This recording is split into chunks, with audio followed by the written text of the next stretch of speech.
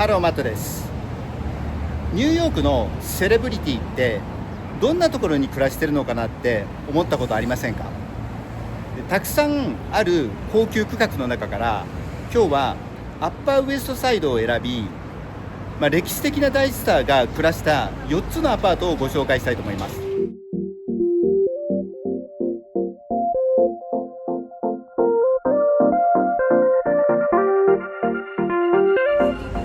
歩き始める起点は72ストリートステーションからになります。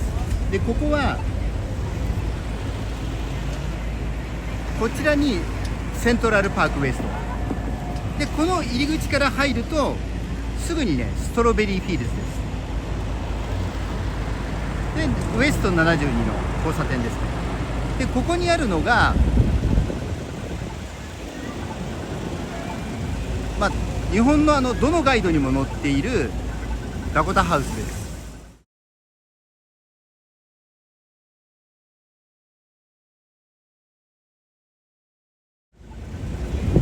で、この建物は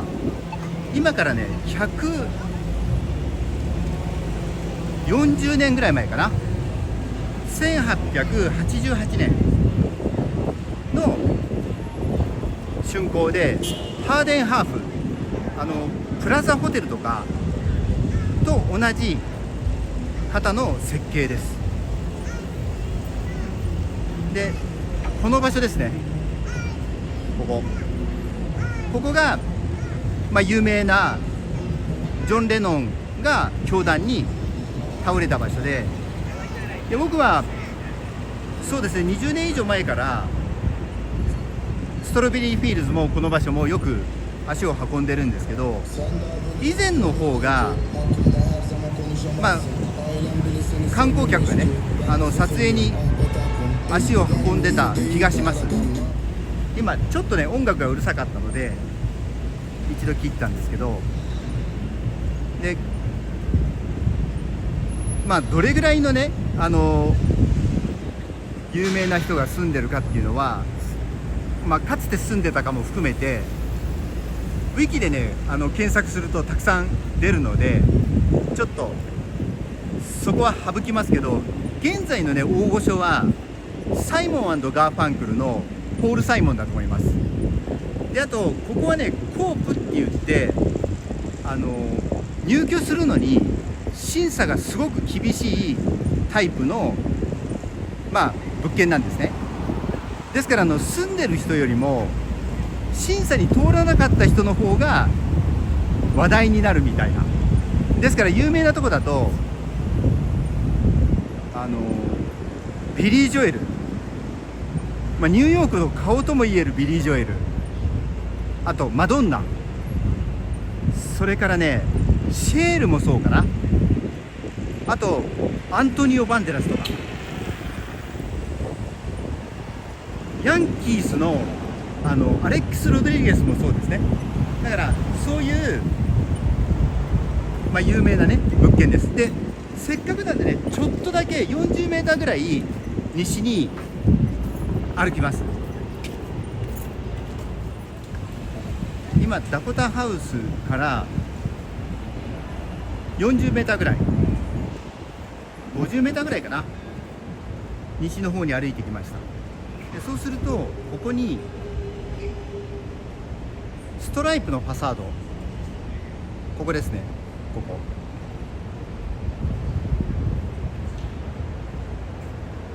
このね建物がザ・オルコットって書いてあるんですけど、昔のオルコットホテルで、今はね高級コンドミニアムになってます。で、この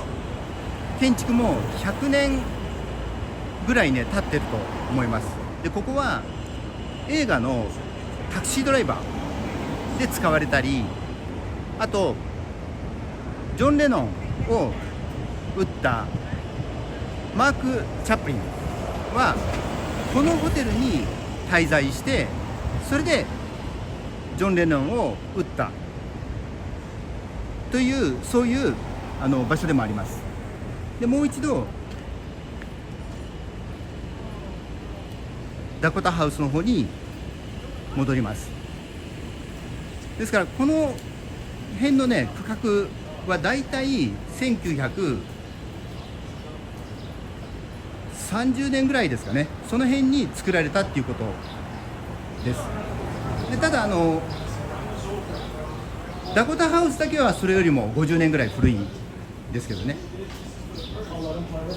でちょっとね今工事しちゃってるんですけど、このザ・オリバー・クロムウェルで、この建物も同じく100年ぐらい経ってるんですけど、この次に紹介する、ニューヨークで一番と言われる、アパートの設計者と同じエメリー・ロスが建てたねものです。であとこのねマジェスティックっていうのもものすごく有名で、これもねニューヨークの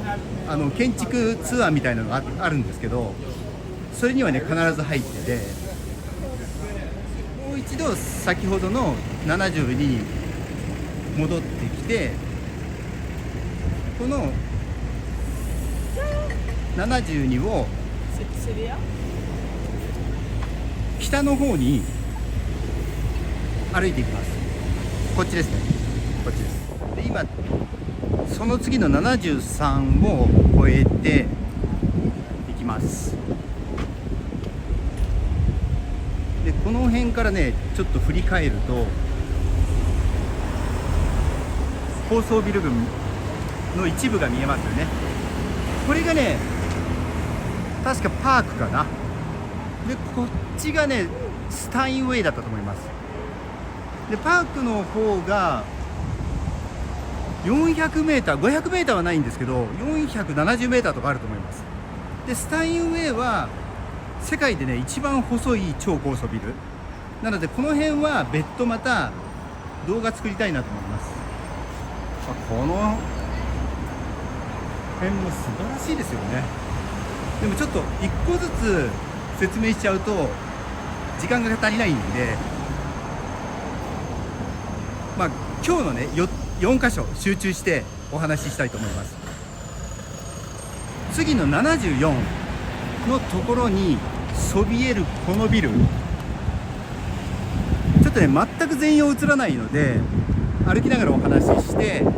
さっきね僕セントラルパークから写真を撮りましたから、それを後ほど入れます。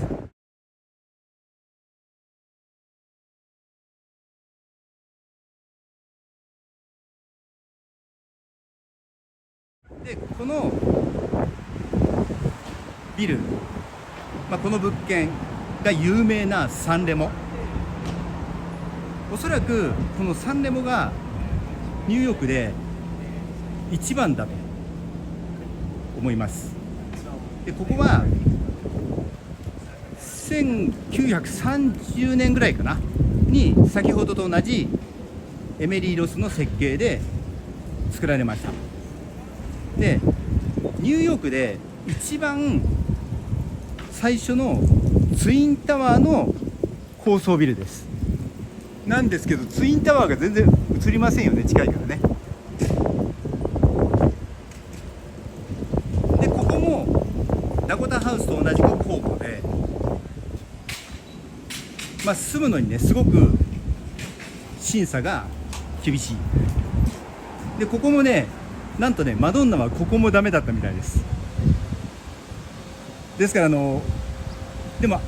改めて思うとマドンナ魅力的ですよね。今思うと80年代の頃とか若い頃もめちゃくちゃかっこいいんでなんですけど、やっぱりちょっと住人の人はそこまで有名っていうかねゴシップを抱えてそうな人が来るとちょっと引いちゃうのかもしれないですね。でこのサンレモは有名なところで言うと U2 のボノ、それからねダイアナ・ロス、あとそうだタイガー・ウッズ、そうだタイガー・ウッズでしょ。いや結構いたな。あとね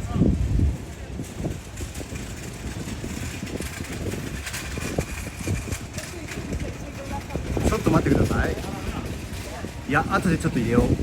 いや、すごくね、ここ一番著名人というか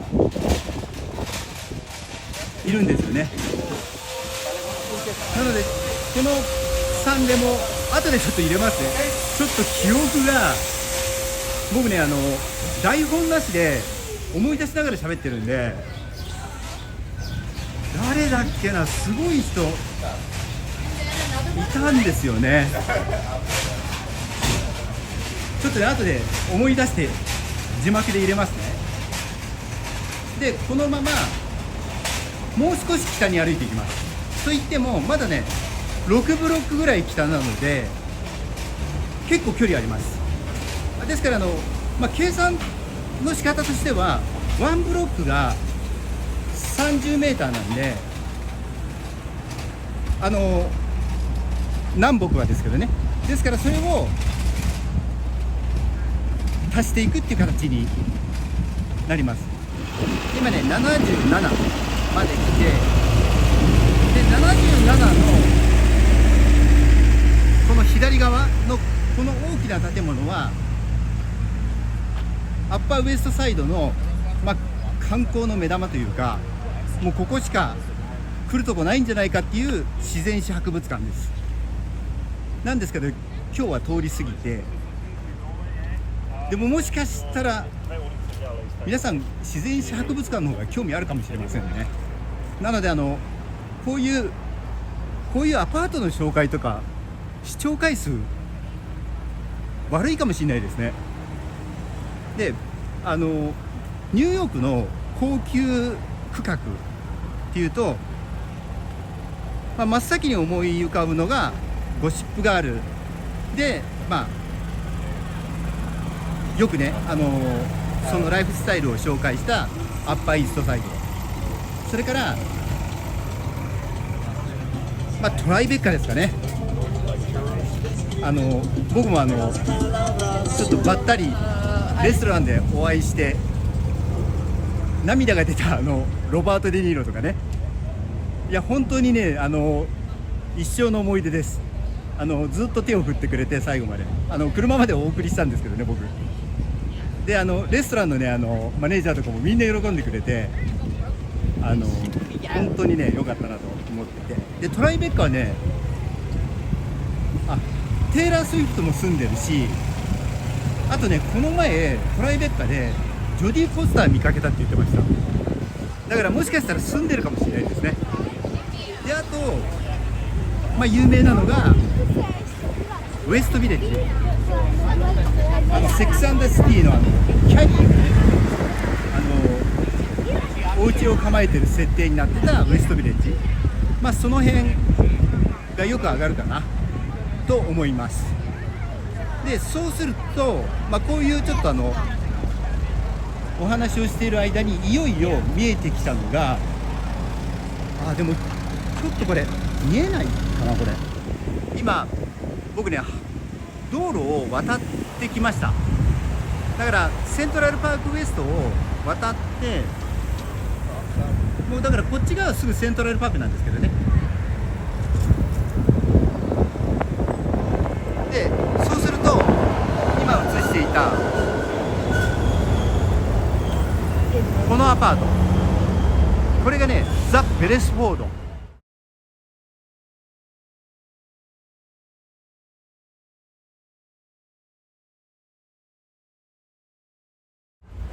でこの建物も先ほど紹介したサンレモと同じエメリー・ロスの設計です。で確かこの建物も1930年ぐらいに、竣工してます。でここもコープで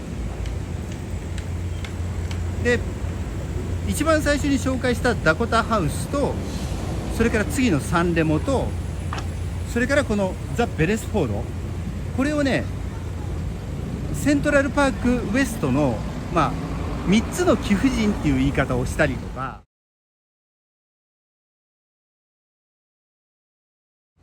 あとこのベレスフォードに関してはニューヨークのこのアパート住居の中の美しい住居トップ10にね選ばれてました。ですね。なのでそういう有名なアパートです。でここは有名なところで言うとテニスのねジョン・マッケンローとか、あとダイアナ・ロス、それからダコタアパートを断られたヤンキースのアレックス・ロドリゲス、Aロッドとかがねここに住んでます。ですごくね便利だと思います。ここもすぐねセントラルパークここから入れるんで、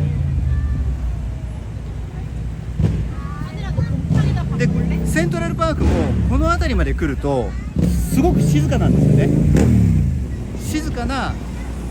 暮らしをしたい人はこのベレスフォードを選んでるのかなと思います。でここから今日の4つ目のアパートに向かいます。でベレスフォード本当にねよく手入れされてますよね、このお花も。でこのまま西の方に歩いていきます。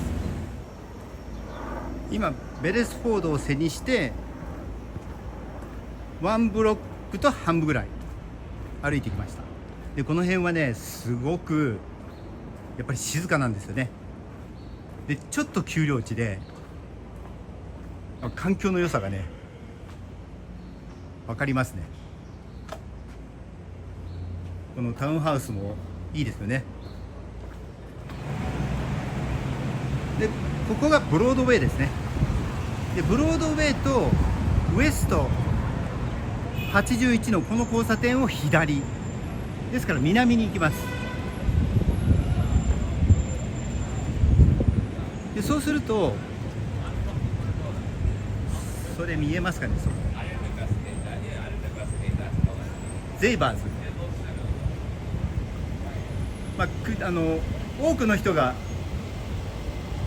一番好きな食材店って言いますね。ここですね。でゼイバーズがあってそこが79ですね。でこの79のこの交差点から見えるのがこの物件。これねアップトープっていうんですけど、ここはねコンドミニアムです。ちょっともう少し前から映そうかな。ここは少し古くて1900年ぐらいの竣工ですね。で隣にこのチャーチもあって、でここはコンドミニアムなんで今までの3つのようなコープとはちょっと違うんですけど、ルネッサンス建築の建物で中庭があります。なのでちょっとね前まで行きたいと思うんですけど、その前に今赤なんでここからこの79をほんの少しだけ20メーターほど東に戻ると、今お兄さん写真撮ってますけど、ちょっと落書きされちゃったな。これニューヨークで唯一残ってるバンクシーです。悪い人がいますね、やっぱりね。でもねいつ盗まれるか分かんないって言ってました。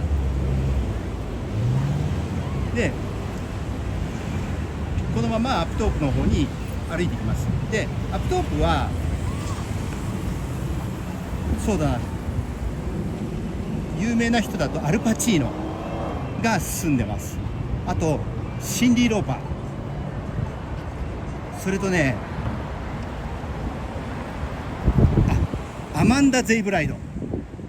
ちょっと若手だったんですけどもでも40代ですよねが住んでるところで、でこの建築は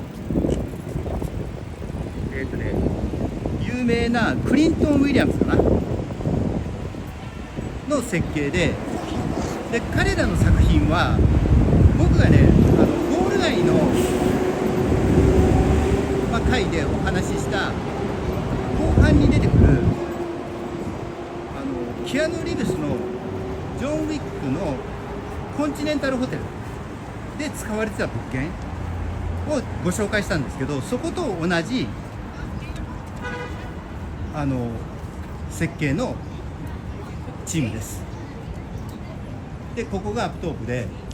入り口もね素晴らしいんですけど、今ね少しだけ下がってアップトープの入り口を映してます。ですからアマンダとかここに暮らしてゼーバーズに買い物に行ってるんですかね。